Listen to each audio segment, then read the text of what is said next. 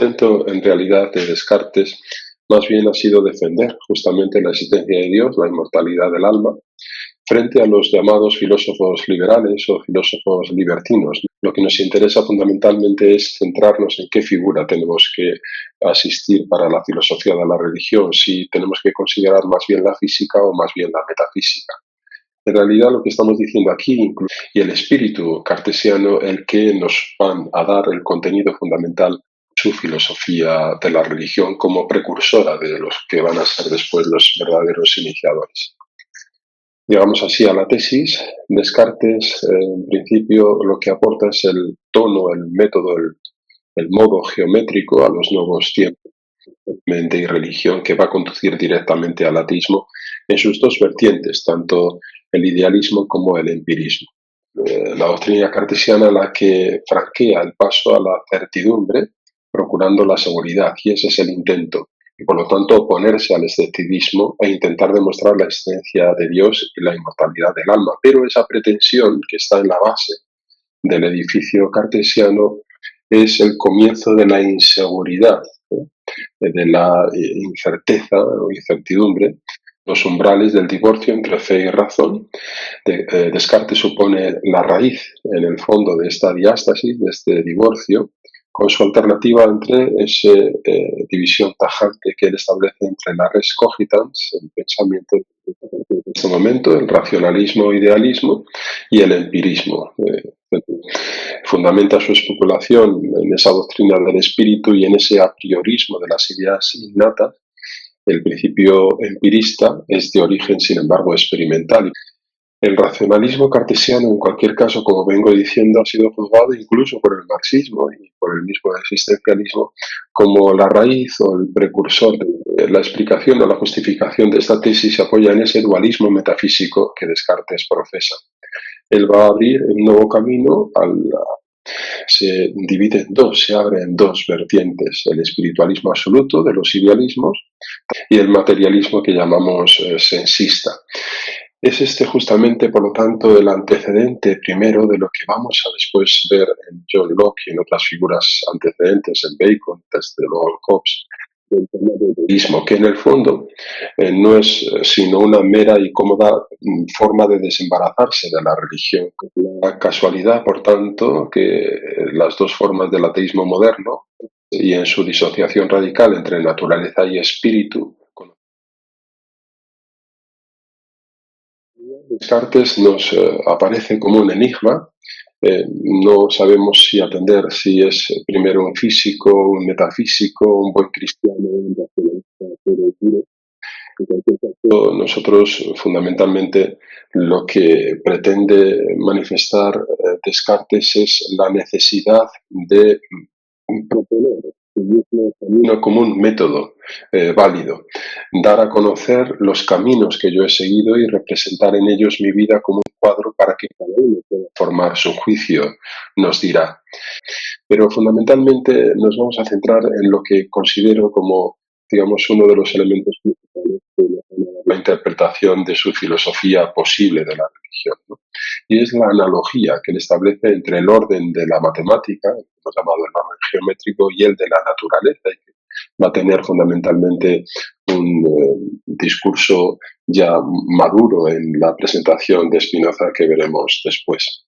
Su método es en la certeza, la búsqueda de la certeza, el criterio, encontrar un criterio de evidencia que nos dé seguridad en el pensamiento y no la incertidumbre. Fijaos que siempre estamos utilizando estos términos de inseguridad, de la inteligencia, búsqueda de certeza. No hablamos ya de verdad, porque en el fondo la aspiración de Descartes no es tanto a encontrar algo así como la verdad de algo, principio, sino la certeza, la seguridad en el modo de pensar, en el pensamiento. Encontrar ese nuevo camino de la existencia de Dios y de la inmortalidad del alma. Tenemos así esas obras fundamentales que aquí estaban referidas, pues en realidad las acusaciones de pelagianismo, de escepticismo, han sido siempre muy presentes contra él, a pesar de que su intento fue, como él dice, mi único objetivo, mi propósito fue, por el contrario, afianzarme en la verdad, en la seguridad, tendríamos que decir más bien, del pensamiento, apartando la tierra movediza y la arena para dar con la roca viva o arcilla. Cuando aludimos a las obras de Descartes, con estas siglas nos referimos a la obra, a la edición crítica de Adam Tannery y el volumen correspondiente. Por lo tanto, esa duda ya puesta en el principio es la que después va a derivar en la duda también sobre el mismo pensamiento de Dios, porque aquí el cambio de inflexión no es en la idea o el concepto de Dios o la verdad misma de Dios, sino el pensamiento que yo tengo de Dios, un cogito deo. Y aquí se inicia una reflexión que es la reflexión moderna sobre la religión, no en tanto el Dios revelado, sino el Dios pensado. Comenzar dudando, derrumbando todo el edificio anterior, que es justamente el comienzo del método, implica que se ponga en cuestión primero la propia percepción sensible, lo que yo recibo de mis mismos sentidos y por lo tanto también una duda que afecta a mi propia existencia. Si yo existo o no existo y si lo pensado es adecuado o no al entendimiento, es decir, si es un pensamiento seguro y cierto, una idea clara y distinta a lo que yo tengo. Por lo tanto, la segunda duda es la imposibilidad de distinguir que entre mi percepción y el sueño se puede dar algo así como una distinción más allá de mi propio pensamiento a la posible ser del mundo, ¿no? En tercer lugar, esta duda que ya ha extendido el campo más allá de mi percepción de mi existencia y de la realidad del mundo, pueda ser todo lo que llamamos principios más universales y fundamentales del pensamiento. Debo interrogarme, en definitiva, si Dios ha podido crear al hombre en un estado de radical equivocación, lo cual, claro, contradice el ser sumamente bueno de Dios. Por lo tanto, si Dios no ha podido crearme así, es decir, con una radical equivocación en mi percepción, en mi existencia, en la realidad de los principios y del mundo, entonces tengo que intervenido un genio maligno, un engañador que me lleve a esa equivocación. Pues bien, a partir de este tipo de método, de pasos, ¿no? Fundamentándolos en la duda, en la inseguridad y en el derrumbe de todo lo que yo he dado por válido y verdadero, pues empieza a existir esa primera certeza que es como el apoyo arquimédico donde yo voy a levantar, según Descartes, todo el edificio de la realidad y de la adecuación del pensamiento a las cosas, tanto de mi existencia como la del mundo, incluso escapar, por lo tanto, del escepticismo, de la duda, pero es que en esa duda universal y radical que yo he utilizado como método, a modo de intuición, de intuitus, de verdad, tengo abierto, me doy cuenta, intuyo, yo pensar de esta suerte que todo es falso, ¿no? Era necesario, y esta necesidad viene dada por el pensamiento de lo pensado, que yo, que lo pensaba, fuera de alguna forma esta verdad que yo pienso, luego existo, je pense, donc je suis, era tan firme y segura que la más extravagante suposición de los escépticos no era capaz de conmoverla. Juzgué entonces que podía recibirla sin escrúpulo como el primer principio de la filosofía que estaba buscando. Por lo tanto, aquí no tenemos en realidad una inferencia lógica, algo así de que como pienso, entonces ergo sum, existo, ¿no? No, no. La intuición es que subyace en el acto de pensar es lo definitivo. Mientras dudo, pienso y como tal tengo que existir, estoy existiendo. Cogito me cogitaro, pienso que pienso. Y esta es una certeza inconcusa, indubitable. Fijaos bien que lo que se trata de decir es que lo pensado, los pensamientos, las cosas pensadas, se me dan de forma inmediata, a través de mi pensamiento, pero el pensamiento de lo pensado, esto que hemos dicho antes, cogito me cogitare, pienso que pienso, lo veo viendo, ¿no? Entonces, el pensamiento de lo pensado es, a diferencia de lo pensado, absolutamente inmediato. Esa es la intuición que está en el fondo, que mientras yo pienso algo que está mediado por mi pensamiento, a la vez que pienso lo pensado, me pienso a mí mismo pensándolo, pero de forma inmediata. Y esta intuición de mi yo pensando es tan cercano a mí, tan inmediato, que en realidad soy yo mismo pensando. Percibo con claridad y distinción, que ese es el criterio de evidencia, que si yo pienso es que existo. Por lo tanto, mi duda, en su radicalidad y universalidad, alcanza a todos los objetos, pero no llega, en cambio, a mis pensamientos, mejor dicho, al pensamiento de que yo pienso, porque estos pensamientos se me presentan ante mí de manera próxima, inmediata, intuitiva, al punto de confundirse conmigo mismo. Es que yo soy pensando, yo soy el que, digamos, está pensando. En esta inmediatez la que los hace indubitables y la que permite a la vez que se unan entre sí en esa unidad que llamamos el yo.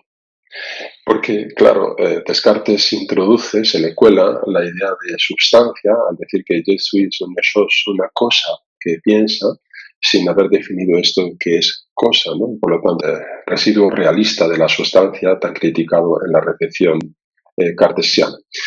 Lo importante para nosotros es que a partir de esta indubitable certeza del yo, establezco ya esa verdad y Dios, que se encuentra además depositado en mí, un ser perfecto e infinito, que son las dos nociones, que no pueden proceder sin embargo de mí. Ese es el argumento ontológico. De cuyo pensamiento mismo se deduce su existencia, y su esencia además es veraz y bondadosa.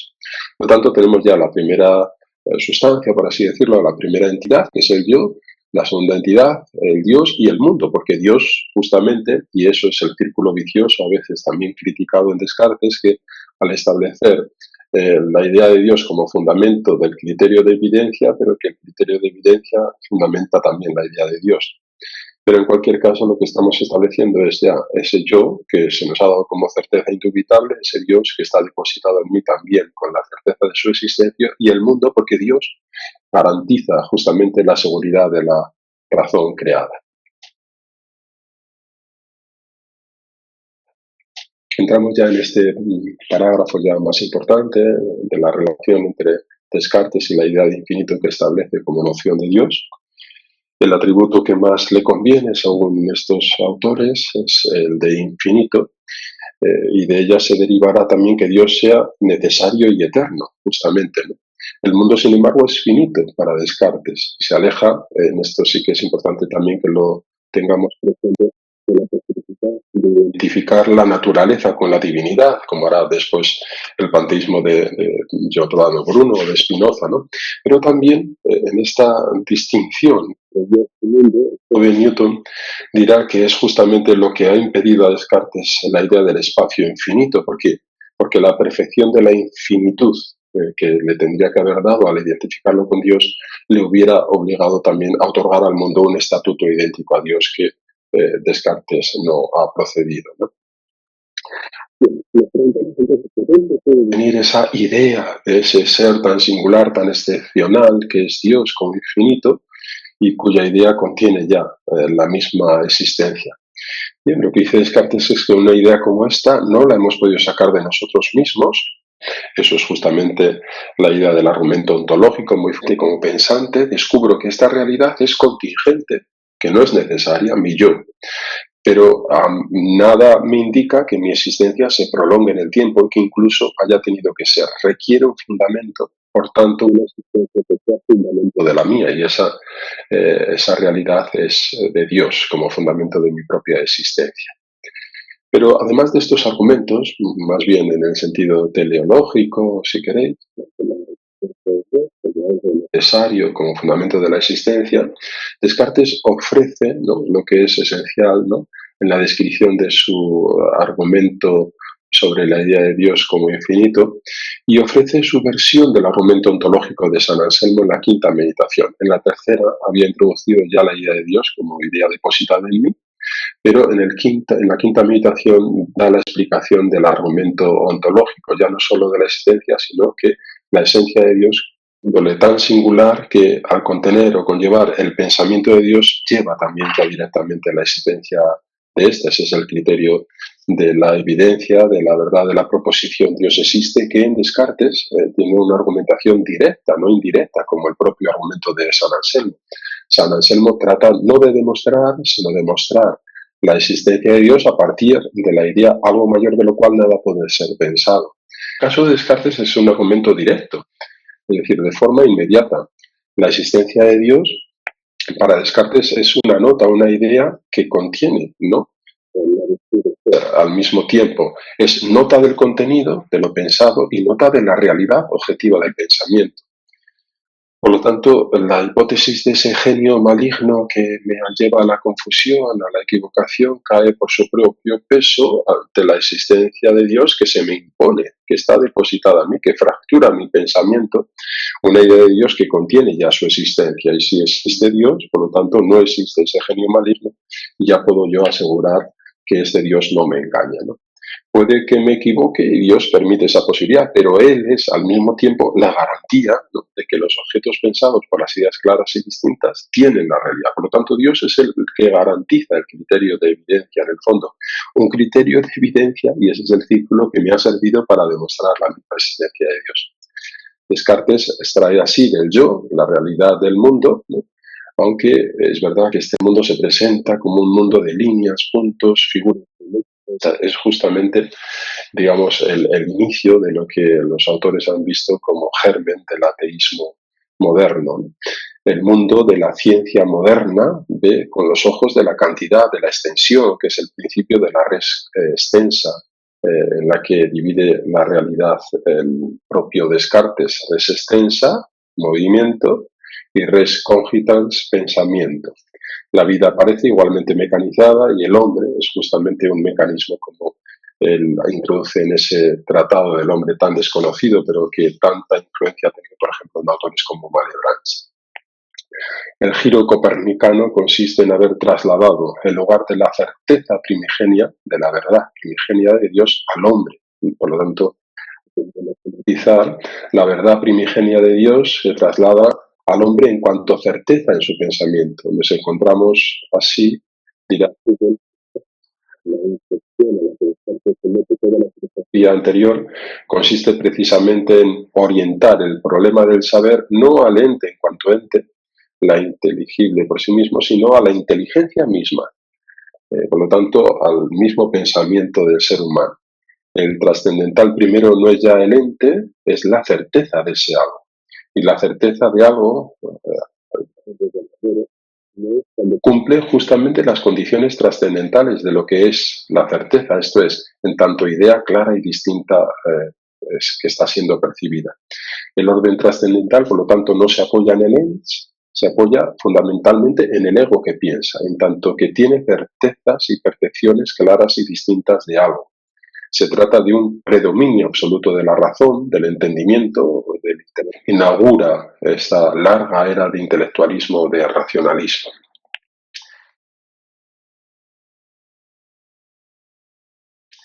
¿Qué papel juega la fe en Descartes? Bien, tenemos, como hemos dicho, en el contexto de una actitud epocal que llamamos escéptica, conocidos los ensayos de Montaigne o la obra sobre la sabiduría de Sagón. Él, sin embargo, no pretende persistir en la duda, aunque el comienzo de todo su edificio sea en la duda, ¿no?, la creencia de la duda del escepticismo, o la duda puramente negativa. Descartes quiere salir de ella, ¿no? Se acerca más bien, como muchos autores han dicho, a las intuiciones antropológicas y teológicas agustinianas, buscando la certeza interior. En realidad, lo que podemos decir es que con Descartes se plantea un nuevo modo de pensar a Dios, ¿no? Su posible filosofía de la religión abre esa edad moderna, estableciendo el problema fundamental de la racionalidad de la fe religiosa. Y esto ya es un punto de inflexión que es el que va a originar fundamentalmente el nacimiento también de la filosofía de la religión. Siente la necesidad de plantear expresamente esta cuestión porque para él fe y razón, esa relación es un dato inmediato y por lo tanto no genera ninguna necesidad pensada. Pero por lo tanto la fe para Descartes no es tanto un acto del espíritu cognoscente sino de la voluntad, y esa sí que es una diferenciación frente a otros autores. No es tanto, repito, la fe algo del conocimiento, sino de mi voluntad, y por lo tanto que afecta a mi sentimiento de libertad, y sentimiento absolutamente de arte. No satisface él, expresamente para perfeccionar lo que es revelado por Dios como más cierto que todo lo que conocemos. Y esta cuestión va a ser muy importante. La fe es la excepción a la regla universal de la evidencia. Una fe que tiene su fundamento en la inteligencia y que señala la máxima certeza, pero que a la vez supera la razón. Esa es justamente la excepción, ¿no? Porque hemos dicho que tiene que ver no tanto con el espíritu cognoscente, con el conocimiento, cuanto con la voluntad. Como he dicho, iba más allá de estas pequeñas indicaciones, porque para él no era un problema, prometiendo tratarlas algún día de manera más extensa, pero que no logra hacerlo. Traza, eso sí, una frontera absolutamente definida entre la luz de la razón y el conocimiento de la fe, entre el conocimiento natural y el conocimiento sobrenatural. Pero no se trata en cualquier caso de una doble verdad, sino que dentro de la distinción y del respeto recíproco es posible encontrar una armonía o una correspondencia entre filosofía y revelación. Esta distinción bastante efectiva, porque abre justamente la posibilidad de una separación radical entre lo cuantitativo espacio-temporal, la res extensa, el movimiento, y lo anímico espiritual, el idealismo de la res cogitans, ¿no?